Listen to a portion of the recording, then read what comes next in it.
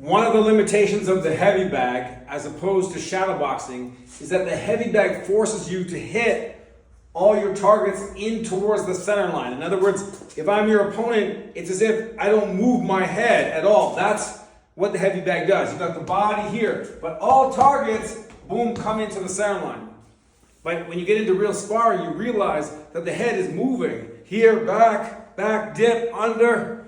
So all targets is not always here coming into the center line. So it's worth it to take a little bit of time to adapt to an opponent who's moving their head. For example, jab, the opponent dips, boom, I chop that right hand down. Or 1-2, and instead of hook, here, 1-2, boom, throwing it off center, because sometimes you get that opponent who dips, moves, pulls. Even the opponent, especially who drops and comes into your chest, you've got to get used to here, or here. Punching from uncomfortable angles, the bag doesn't give you that. The bag gives you that comfort zone. Target is always there. When you get the sparring, it's very awkward, especially when you get that person that's moving their head.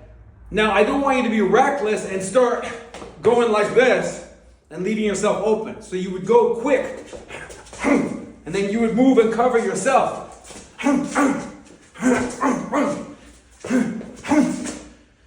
Watch Tommy Hearns versus Duran. You see the first knockdown, he touches the chest and comes over, but you see Duran moving the head. He chops that right hand down. It's not here straight. So getting used to those moving targets is very important.